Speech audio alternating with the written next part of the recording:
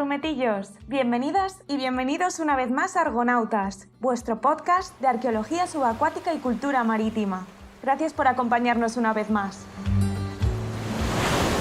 Y ¡buah! Qué ganas tenía de volver aquí a estos estudios, cada uno en su casa.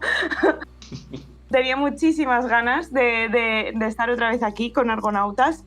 Y bueno, tenemos muchísimas novedades en esta ocasión, pero voy a empezar, por supuesto, dando la bienvenida a mis compañeros, a mis fieles compañeros.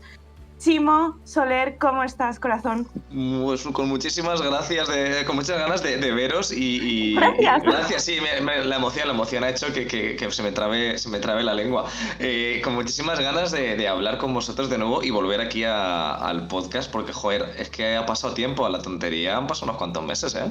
Joder, que sí. Pero hemos estado trabajando, es porque hemos estado ¡Ostras! trabajando muy duro, ¿eh? Tengo muchísimas ganas, pero lo contaremos. Habrá un programa especial en el que hablaremos de todo lo que hemos estado haciendo en Áncora y tal. No voy a dar más spoilers, pero va a ser un programa muy intensito. Y Carlos Micó, ¿cómo estás tú, corazón? Ay, pues muy bien, muy contento como Chimo de volver a la carga. Estamos un poco nerviosos. No, ¿No? bueno, es la emoción de ponerme a tus órdenes, Isone, ya sabes. Mis órdenes no, aquí ya sabéis que somos todos iguales, ¿vale? Pero bueno, pues yo también tengo muchísimas ganas y también tengo muchísimas ganas de que se acercan unas fechas, aunque va a ser un poco complicado este año y tal, pero se acercan las Navidades y se supone que este podcast será emitido en esas fechas un poco más tarde. Ya veremos, cuando nos salga un poco de las narices, Sí, realmente. cuando decidamos dar el pistoletazo de salida, o sea que... ¿Verdad? Eso es lo guay de poder hacer un podcast y no tener a nadie.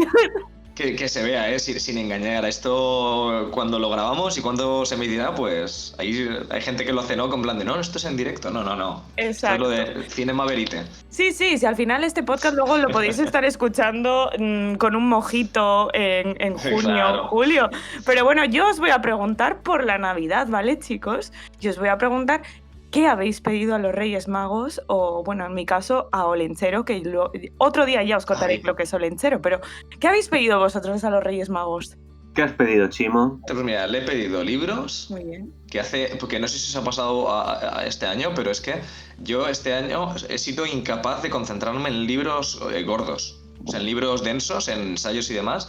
De repente mi cerebro ha dicho hasta aquí y no soy capaz de concentrarme. Y me he pedido unos libros de relatitos, Mira. relatos cortos de fantasía y demás. Y luego, bueno, para los que me sigan en Instagram y demás, sabéis que a mí me gusta el modelismo y el pintado y tal, y me he pedido unos muñecos de miniaturas para pintar y relajarme. Vale. Muy en tu mood, realmente. Muy en tu Sí. mood. ¿Y tú, Carlos, qué has pedido a los Reyes Magos? Pues yo también libros y algo de equipillo de buceo, que tengo que renovar cosas. ¡Oh! Eso nos interesa, nos interesa. Claro. Bueno, Sí, pues sí. ya nos lo enseñarás, ¿no? Ya nos lo enseñarás a ver si te has portado bien y te lo han traído o no. No me lo van a traer. Pues ya está, la petición está hecha. Muy bien, muy bien. Oye, a lo mejor sí, quién sabe. Claro. Yo he pedido un trivial, porque me gusta un montón. Y El mejor juego de la historia. Ay, qué bueno. El mejor juego de la historia. Totalmente. Me tengo con que diga lo que... Y aprendes un montón y realmente había que renovar porque teníamos por aquí un trivial de los 80 y claro, había... y ya es como que había que renovar un poco. ¿Cuál es el actual presidente de España? Adolfo Suárez. Claro, exacto.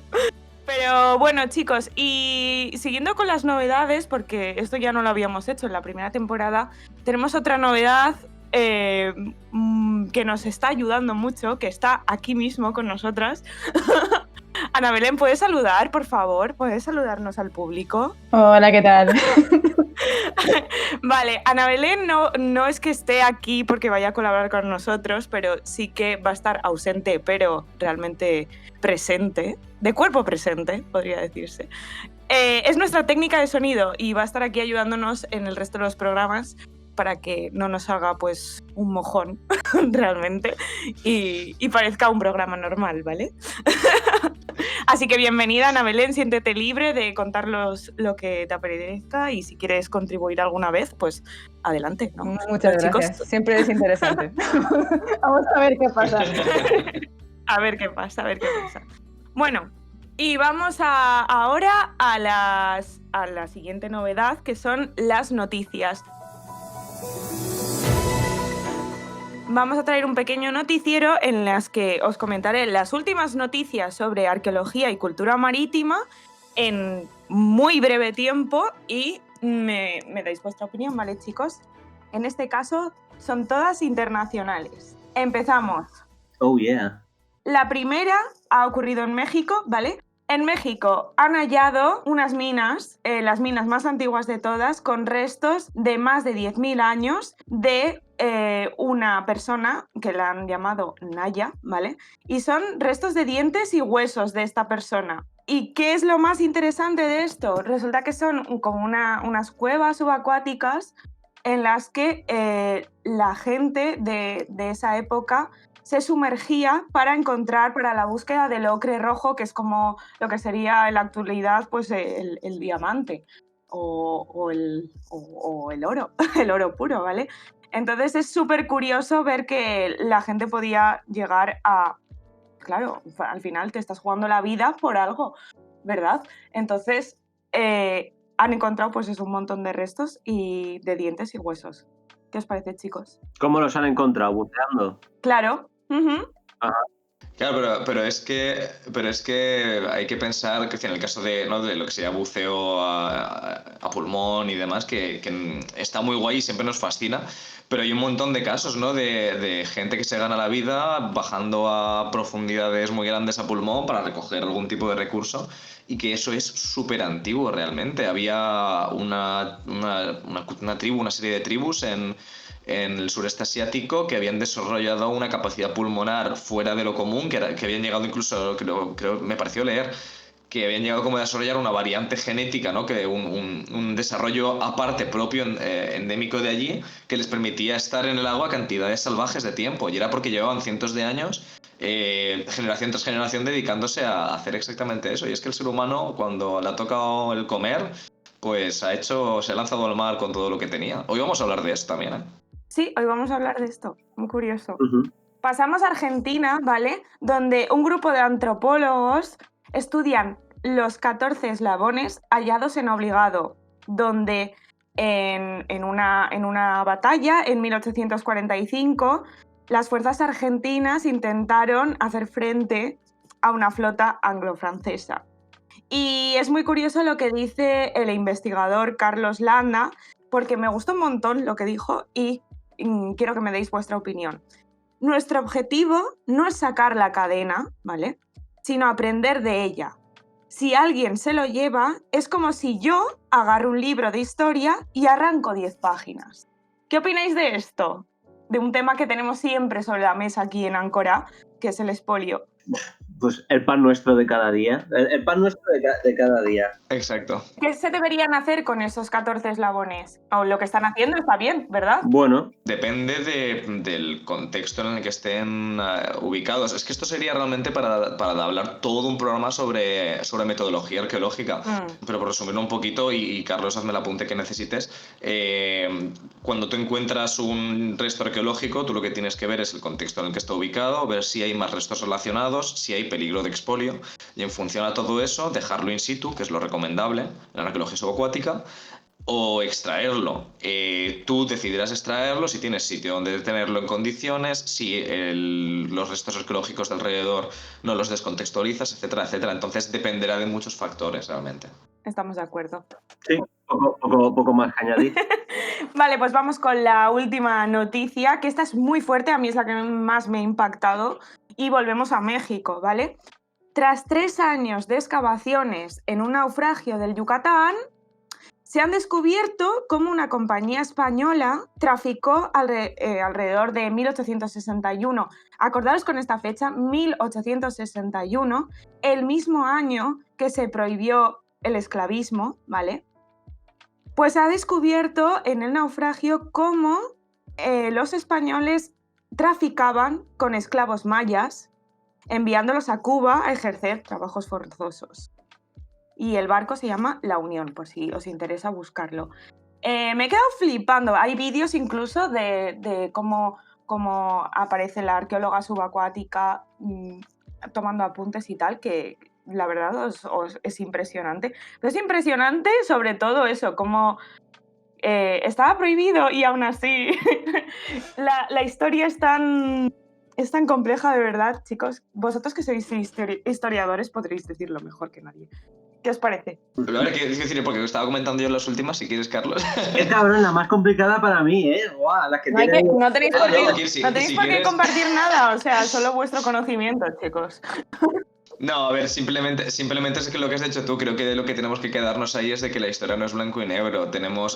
Hay una idea muy concreta, ¿no? O muy extendida de que la historia es 1, 2, 3, 4, causa, consecuencia, y que todo está como metido en compartimentos súper claros y concretos y que todo es muy... simplemente es aprenderse fechas. Y no es así. Yo en vez de todo eso me quedo con la última frase que has dicho tú, que es un poco la que le da la miga al asunto, que es que la historia a veces es más complicada que las fechas y que todo es blanco, no es blanco o negro. Sí, y que mira, que pasa el tiempo, parece que cada vez se nos hace más complicado descubrir cosas y tal, y todo lo contrario, realmente podemos desmontar desde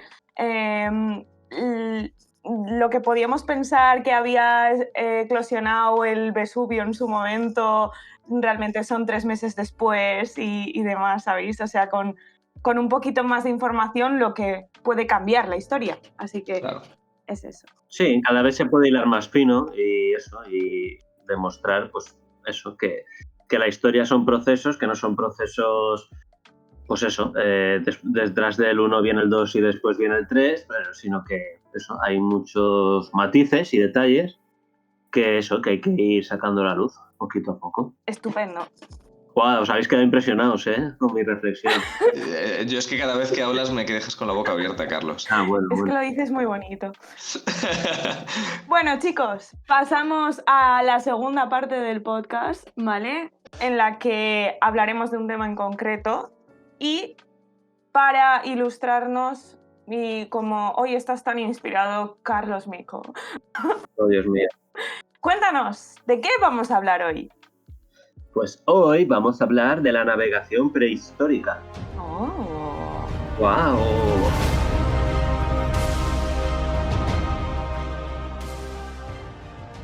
Vale, perfecto. Vamos a ponernos un poquito en contexto. La prehistoria, ¿qué es? Es ese periodo, el más viejuno de todos, el más añejo, que comienza hace... El más vintage. El más vintage. Es verdad, vintage. La prehistoria. ¡Ay, la prehistoria! Comienza hace 2,5 millones de años y pasa por varios periodos, ¿verdad? Pasa por el paleolítico, musolítico, neolítico, hasta llegar a la edad de los metales. Entonces, hoy en concreto hablaremos de la navegación prehistórica y de lo poco que se sabe de la navegación prehistórica. Vamos a intentar abarcar este tema de una forma muy dinámica y chicos, empezamos. Va, voy a abrir yo el melón y Venga, va. Tírale. Voy a hacer una reflexión. Nosotros pensamos que estamos aquí porque nuestra mamá y nuestro papá tuvieron una noche de pasión, pero en realidad no es exagerado decir que estamos aquí, aparte de por eso, por nuestros padres, porque algún antepasado nuestro se hizo a la mar. ¿A que no habíais pensado eso? Pues me gusta mucho, sí. Es cierto, es verdad. ¿Cómo os habéis quedado? Sí. Al final, ¿no? Todos venimos de alguna parte, ¿no?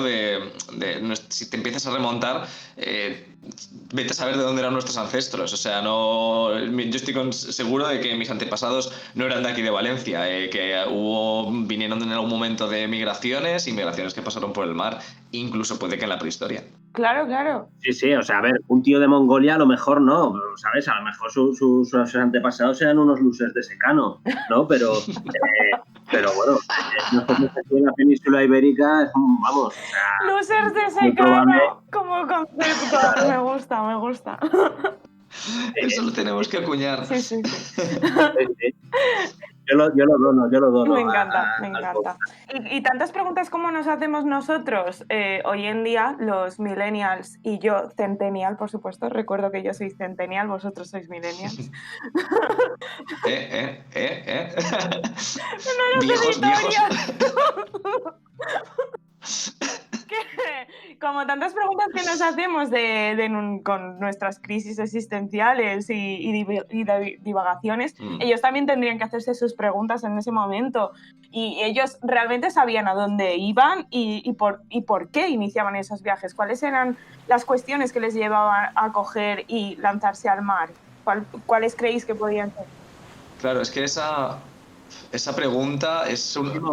Con un poco de cordura, porque a mí me sale una respuesta un poco... Oye, tú respondes lo que te salga del alma, tío, ya lo sabes, o sea... Sí, pero pon un poco de rigor academicista. A ver, esta pregunta es una cosa que es algo que siempre sale por ahí cuando se habla de arqueología subacuática. De hecho, es curioso porque nos hicieron una entrevista, bueno, hicimos un directo con el Pacozoico, que es un paleontólogo con el que colaboramos. Os aconsejamos seguirlo y ver ese directo en el que hablamos de Áncora. Y en los comentarios salió varias veces la pregunta de ¿cuándo se lanzó el ser humano al mar? ¿No? ¿Cuándo están los primeros restos arqueológicos subacuáticos? Ese tipo de cosas. Entonces, es una pregunta que es como que llama mucho. Yo la verdad es que no me la había planteado hasta que la gente ahora empezó a hacérmela muy fuerte y por eso dijimos también un poco de ponerla en este programa, ¿no? De hablar de esto, porque realmente tiene mucha más lógica cuando empiezas a rastrear las investigaciones que hay al respecto de lo que te puedes imaginar, porque automáticamente, a ver, situémonos en lo que automáticamente pensamos, que es, yo estoy en una costa, soy un señor del Paleolítico y no sé qué hay en la otra parte, ¿no? Asumo que no sé qué hay en la otra parte del mar y empiezo a juntar ahí como si no estuviese bien planchas de madera o juncos y me lanzo al mar a ver qué pasa, ¿vale? ¿No? Esa es un poco la idea que tenemos. Pero realmente todo es mucho más orgánico, como decía antes Isone, ¿no? Todo es más complejo, no todo es tan blanco y tan negro y hay que pararse un poco pues a ver la lógica la lógica humana básica, que lo primero y más importante para el ser humano es el estar resguardado en un abrigo Y el comer. ¿Vale? Eso es lo más importante, ¿no? Las necesidades básicas. Un hogar y comer y beber. Entonces, Cuando claro, hablamos de arqueología terrestre sí que enseguida o nos aparecen las cuevas y demás en las que enseguida aparecen pues restos de comida, ¿verdad? Restos de huesos, de fauna consumida y tal. Exacto. Pero en el momento en el que pensamos en esos alimentos que provienen del mar, pensamos en pesca, ¿verdad? Entonces, exacto. Parece algo como muy novedoso lo de la pesca realmente, pero no lo es. ¿Qué hay ahí? ¿Qué hay ahí? Pesca y técnicas de pesca tradicionales artesanales súper antiguas, como aquí en Valencia tenemos la pesca al ray, por ejemplo, que datan que ni se sabe de la antigüedad que tienen. Entonces, con meterte con el agua por la cinturilla en un día que no haga mucho oleaje, porque no sabes nadar y que tengas una red, puedes hacerlo. También hay que tener en cuenta que la cantidad de peces y la variedad y lo que se acercaban a la costa en aquella época debería ser mucho mayor que ahora con nuestras ciudades, nuestros puertos, nuestra contaminación sonora por los barcos que ahuyenta a los peces, la sobreexplotación pesquera de los mares, ¿vale? Entonces, en aquella época yo me imagino que no debía ser descabellado pensar que se metían con una red más o menos confeccionada con el agua hasta la cinturilla y que la echaban y que tiraban, arrastraban la red y que sacaban cosas. A ver qué cae, ¿no? O más fácil todavía, recolectar bivalvos que crecen, que crían en las rocas. Correcto. Algo que, por cierto, hacen los primates salvajes. En Sudáfrica hay un grupo de papiones que se ponen las botas con los mejillones ahí en las rocas, en la playa. O sea, que si lo hacen los papiones... No son tontos ni nada, claro. ¿no? A por los mejillones. Lo más caro en Navidad. Claro. Sí. Lo que pillan, huevos de tiburón, comen mejillones y huevos de tiburón. Sí. Claro, es que al final trata un poco de eso. Entonces, claro, no es difícil imaginar. Esto es como el fuego, ¿no? Cuando se descubrió, entre comillas, el fuego. No es que un día se descubre y ya de repente toda la humanidad, todo el ser humano sabe hacer fuego. Es que un día se detecta que se hizo fuego en tal zona, en tal época, luego desaparece, ¿no? Deja de haber restos de fuego allí, aparece en otro sitio y poco a poco se va generalizando, ¿no? A través, según van descubriendo cómo hacer fuego en más lugares y se van pasando ese conocimiento. Entonces, no es difícil imaginar que empieza poco a poco a ver esta realidad, ¿no? Los pueblos que viven cerca de la costa, las comunidades que viven cerca de la costa, empiezan ahí a probar, ¿no? Como los mejillones y pescando peces pequeñitos de la costa y demás. Claro. Y que poco a poco eso vaya generación tras generación y con el contacto entre comunidades, pues que se vaya normalizando, que podamos empezar a ver, yo imagino, a ese neandertal que aprende a nadar, ¿no? Porque está tanto en el agua cogiendo comida que al final, pues, aprende un poco a defenderse en el agua, ¿no? No digo que fuese ahí Michael Phelps, pero, oye, pues, ¿sabes? Entonces, eso hace que poco a poco en las comunidades donde hay un registro, ¿vale? Donde se empieza a ver un registro de... Porque, como dijo Carlos en la temporada pasada, los arqueólogos somos los basureros de la historia. Entonces, ¿qué empezamos a...? Digo, dicho así, me cago en 10. Dije que la basura era el arqueólogo, lo dije más bonito, tío. Pero es que en el fondo, cuando le quitas el romanticismo, la realidad es esa, Carlos. No, tío, Tú lo sabes. bueno, sí, pero esta poca gente que nos escucha no tiene por qué saberlo. Vamos a dar un poco de clase. Sin menospreciar al gremio de los basureros, que si no Obvio. fuese por vosotros, madre mía. No. Obvio. No lo digo con ningún tipo de menosprecio. Pero sí menospreciando al gremio de los arqueólogos, que realmente... No lo digo con ningún tipo de menosprecio, lo digo totalmente en serio. O sea, la joya de la corona que se puede encontrar un arqueólogo es todo una serie de sedimentos, una serie de estratos de restos de una comunidad, porque ahí te sale todo lo que hacían. ¿Cómo empezamos a tener los primeros restos, las primeras evidencias de pesca? Pues porque tenemos comunidades de hace entre 350.000 y 100.000 años en el que de repente empezamos a encontrar espinas de pescado en zonas donde ellos tiraban la basura. En zonas donde tiraban la basura, y luego también se podría decir que también tenéis un fetiche hacia los dientes también bastante poderoso. También. Que es rebuscar entre la dentadura de los restos de los muertos. Es rebuscar entre los dientes, saber qué hay, para saber qué tipo de dieta llevaban en la época. Un diente te lo dice todo. Exacto. Ya está. Sí, claro. sí. Claro, o sea, no es broma. Claro, está claro que además que la dentadura muestra la salud de la gente, es un claro hecho. Entonces... Claro, es que además es un resto humano que dura muchísimo, dura por ejemplo más que el hueso y del que sacas un montón. Está claro que si sacas un fémur ahí tienes también muchísima información, pero el diente dura más, el diente dura mucho más. Queridos amigos, la próxima vez que deis con alguien de Tinder, que os enseñe los dientes primero. Háblame como los caballos, ¿no? Háblame de ti. Bueno, sí, háblame de ti, pero enséñame el premolar. Los dientes y un certificado médico para ver si estás bien, ¿verdad? A colación de lo de la navegación, ¿no? Pues que es el tema que nos ocupa. El por qué, ¿no? El por qué. Bueno, pues la curiosidad del ser humano, el afán exploratorio, por supuesto. Exacto. Pero ¿quién nos dice? O sea, no hay pruebas a favor ni en contra de que a lo mejor unos tíos, ¿no? O un grupo X, ¿no? Han tenido ahí un rito chamánico, están un poco perjudicados y ven el mar y dicen... A ver, ¿puedes concretar un poco más rito chamánico con cierto tipo de droga porro? ¿Puede ser? Sustancias enteógenas. Sí, o sea, sí. Estado de conciencia alterado, ¿sí? ¿O no? Bueno, sí, vamos a ponernos que sí. Vale. Y amanecen en la playa, ¿no? Algo que nos ha pasado a todos alguna vez, ¿no? Amaneces en la playa, ves el sol y dices, ¡guau, qué guay! Y dices, ¡guau! A que construimos una balsa y a ver dónde aparecemos, ¿no? Lo típico, ¿no? Estás en Benidorm, una noche ahí potente, te coges un patinete de estos a pedales y apareces en Ibiza. Pues, ¿qué te dice a ti unos tíos de Indonesia de hace X miles de años, después de un trance chamánico, se construyen una balsa, se hacen a la mar, tiran y llegan a tierra y hay canguros. ¡Pam! Ya has descubierto Australia. Oye, te voy a decir una cosa. No sé si lo de vamos a probar y construimos una balsa, pero en el momento en el que hubiese balsas, Sí. no hay que decir, el ser humano es muy aleatorio. Quiero decir, esto ya fuera de las coñas. Nos asumimos que todo en la historia es súper lógico, lo ha hecho gente súper inteligente, todo muy pensado y meditado. Y cuando estudias historia te das cuenta, Carlos, no sé si te acuerdas de la carrera, que yo pensaba muchas veces, pero es que esto se ha hecho porque Calidad. o fulanito era muy tonto o fulanito se le fue la olla. O sea, entonces...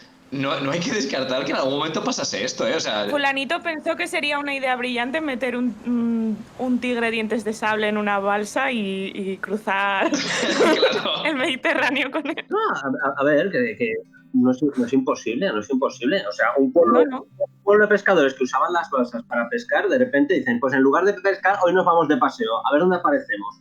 Y ya está, o sea, a ver. Es que, por ejemplo, lo que dices tú ahora de lo de Australia, que parece una exageración, ¿vale? Pero uno de los primeros, o sea, la colonización de Australia la tenemos más o menos en una horquilla de años de 37.000 y 27.000 años, ¿vale?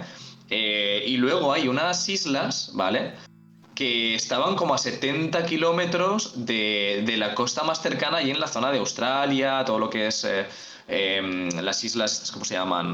Nueva Guinea.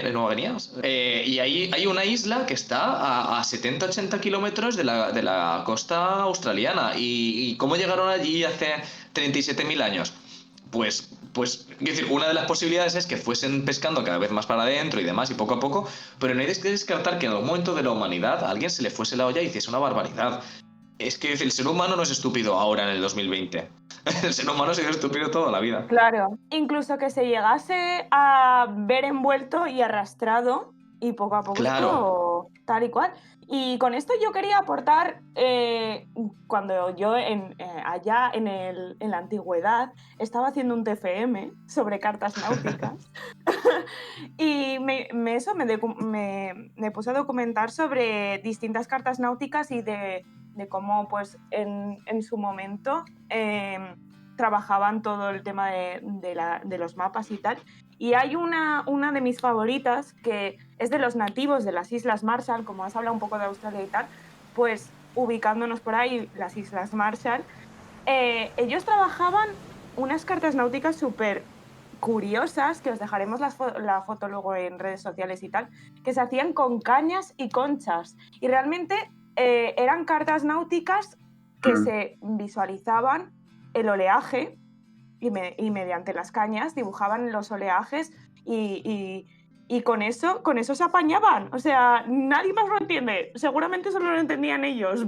Pero hasta que en el siglo XIX un persona X blanca descubrió que eso servía para eso, pues era muy probable que incluso esos mapas ya surgieran un poquito más tarde que la prehistoria, pero que sabemos que el concepto que tenían podía ser un poco también ese, ¿no? El ser arrastrado por las olas y al final conocerlo y pues al final en ese tipo de lugares vas a ver muchísima agua sí o sí, así que... Claro, yo imagino que en un principio su control sobre la propia navegación sería limitado, luego ya vemos que sí que lo tienen mucho. Por ejemplo, que decía, ¿no? Empiezas a ver que a partir de cierta época, estamos hablando, lo tengo por aquí, que hay un momento en el que empiezan a encontrarse restos, ¿no?, de espinas de pescados, que cuando tú haces la reconstrucción más o menos del tamaño del pescado y del tipo de pez que es, te sale pues que pescaban ya, hubo un momento que pescaban bichos de 70 kilos. Es decir, irte a alta mar en torno entre el 37.000 y el 27.000, hace 37.000, 27.000 años. Entonces, claro, dices, tío, o sea, pescas bichos de 70 kilos, subes varios a la balsa, tienen que ser ya embarcaciones de una consistencia importante, tienes que tener ya una idea de lo que estás haciendo, pero yo imagino los primeros momentos en los que perfectamente pues se dejarían arrastrar y un poco a ver, con los remos a ver cómo volvemos. Y eso pasaría. Comían fuerte en esa época, ¿eh? Claro, comían fuerte. Pero ya no solamente eso, es que empieza también es una cosa muy interesante porque la pesca hace que, y la navegación empieza que se empiezan a juntar comunidades costeras, empieza a haber como una vida de comunidad costera, a lo mejor no tal como la entendemos ahora, pero casi. Claro. Hay un caso, ¿vale? En la zona de Grecia, en donde estaba el Peloponeso, no me salía, ¿vale? Hay una comunidad, ¿vale? Donde empieza a verse, hay un yacimiento arqueológico donde se ve una progresión de esta pesca, ¿no? A través de las espinas del pescado y de los restos de animales. Y hay un momento en el que, ya te digo, empiezan a encontrarse, lo tengo aquí delante, piezas que debían pesar entre 300 y 400 kilos. Estamos hablando de atunes enormes, ¿vale? Claro, o sea, el yacimiento se llama la cueva del Cíclope en Alonesos, ¿vale? Es un yacimiento de entre el 8500 y el 6500, ¿vale? Y la cosa es que allí cerca estaba Melos, ¿vale? Melos, para que no lo sepas, una isla donde había un tipo de mineral, ¿vale? Que es un mineral volcánico, que es la obsidiana, ¿vale? Entonces la obsidiana, en esa época, en esa zona del Mediterráneo Oriental, se convirtió en, no sé, en el oro, ¿vale? En el Bitcoin de la época, ¿vale? Entonces, lo petaba mucho, o sea, las comunidades que podían llegar a Melos y que lo extraían y que comerciaban con él, se hacían muy ricas y se convierte y la obsidiana en Melos, en ese momento, en ese contexto, es como una especie de indicador, ¿no? De comercio y demás para todas las comunidades de la zona. Pues se ha llegado a teorizar que en esta gente, o sea, hay un momento en el que coincide y aparecen este tipo de pescados muy grandes con la aparición de obsidiana de Melos en el yacimiento. Con lo cual quiere decir que hay un momento donde ellos ya pescan tan adentro y tienen tanto control de la navegación y de la pesca que no solamente salen a pescar piezas enormes con balsas ya consistentes, sino que van a pescar, llegan a la isla y dicen, oye, que allí hay esto. Paramos un segundito, paran un segundo, pican, extraen obsidiana y se la llevan y aprovechan la ruta para pescar y para comerciar. Y ahí ya estamos viendo un poco como un juego de rol. Claro, exacto, es como si estuvieras jugando al Minecraft y tú vas y picas, claro, ya está. Pero ahí estamos hablando, es decir, pero poca broma, ya estamos hablando del nacimiento de las rutas marítimas comerciales. Claro. Esa chorrada, que es para un segundo, pillo esto y me lo llevo al pueblo, eso ya es el nacimiento de las rutas comerciales, el inicio, ¿no? Y está muy bien porque estamos hablando de menos de 10.000 años, entre 10.000 años y entre hace 10.000 años y 8.000 años. Y el conectar todas las partes del mundo, conocido en aquella época, una protoglobalización. Pues por eso decía que estamos aquí, porque algún antepasado se hizo a la mar, maldita sea. Totalmente. Y mira, ya que hablamos de antepasados, bueno, no creo que tengamos nada que ver con estas personas, pero en la pasada temporada hablamos de un proyecto de arqueología experimental que nos encantó. Si queréis podéis volver a escucharlo, por supuesto, el Kon-Tiki, el famoso Kon-Tiki. Pero hoy vamos a hablar, para terminar, del proyecto Papirella. Papirella, ¿lo he dicho bien? Yo creo que sí, ¿no? A ver, ¿quién está dispuesto a contarnos un poco qué fue el proyecto Papirella? Va, Chimo, que tú tienes mucha cara de papirela. Dale. Venga, Papirello. Vale, pues como comentaba, esto de la obsidiana de Melos, al darse cuenta de esto, hubo un equipo de arqueología que decidió probar, oye, Melos está súper lejos de la costa, hay X escalas, vamos a probar a ver si este tipo de... Un poco lo del Kon-Tiki, ¿no? A ver si esto hubiese sido posible. Entonces, este proyecto de arqueología partió de la localidad de Labrión, ¿vale? En la Ática, en la zona de Ática, que es la zona de Atenas, y salió hacia Melos, ¿vale? Después de construir una balsa de juncos de 6 metros, ¿vale? Es muy parecida realmente a la balsa de la Kon-Tiki. O sea, sí. Realmente la ves y es bastante parecida. A lo mejor cambia un poco la forma, pero casi nada. Entonces, ellos consiguieron hacer esta ruta, ¿vale? La de Labrión-Melos, en 7 días, ¿vale? Fueron desviados de la ruta por las corrientes, ¿vale? Pero consiguieron al final llegar y hicieron escalas en las islas de Kidnos, Serifos y Sifnos, ¿vale? Hicieron 3 escalas y en 7 días llegaron. El problema es que el yacimiento que comentábamos, ellos decían que desde la Ática se podía hacer perfectamente porque había escalas y demás, pero el problema es que desde Fratchi, que es la localidad donde estaba este yacimiento que os decía, ¿vale? hasta Melos, que es el yacimiento un poco que inspiró a esta expedición, no hay ninguna escala. O sea, se cascaban como 70-90 kilómetros navegando a pelo, sin escalas, hasta llegar a Melos. Vaya. Entonces, o fueron desviados y poco a poco fueron llegando allí, o llegaron en una psicotropía como la que comenta Carlos y luego ya sabían cómo volver, o fueron poco a poco hasta que de repente avistaron la isla y más o menos consiguieron establecer una ruta de ida y vuelta. Pero lo alucinante es que en el siglo XX este proyecto tuvo que hacer una expedición haciendo varias escalas, sabiendo de dónde iban, con su GPS, con todo. Y esta gente partía desde una zona más alejada, sin escalas, y iba y volvía y pescaba y picaba y se lo llevaba para casa. O sea, es una cosa que es una maravilla. Y me refuerza un poco yo siempre intenté mi constante cruzada porque no consideremos a la gente antigua tonta por no tener internet. Eran muy inteligentes, simplemente es que muchas veces les faltaban recursos, pero hacían cosas increíbles. Sin ellos no tendríamos internet hoy en día, así que... Exacto, yo siempre digo que hoy tenemos terraplanistas y en la época de Alejandría, ¿no? De Alejandro Magno, un señor con un palo y un esclavo determinó que la Tierra era redonda. O sea que... Solo necesitas un palo y un esclavo para determinar que la Tierra es redonda. Y ya está, un palo y un señor que no te vaya a decir que no cuando lo mandes a caminar 40 kilómetros. O sea... Puedes hacerlo en casa tranquilamente. Sí, sí. Bueno, Claro. chicos, nos quedamos sin tiempo y además realmente tanto hablar de atunes gigantes me está entrando un hambre terrible. No sé a vosotros, pero bueno. Así que nada, me despido de vosotros. Muchísimas gracias por estar con Chimo y Carlos y Ana Belén al otro lado en este programa de Argonautas de la primera temporada en el que hemos hablado de navegación prehistórica. Y no marcharme antes sin recordaros que nos podéis encontrar en todas las redes sociales, ahora también en Spotify. Y bueno, muchísimas gracias, un beso enorme y hasta la próxima. Agur. Adiós.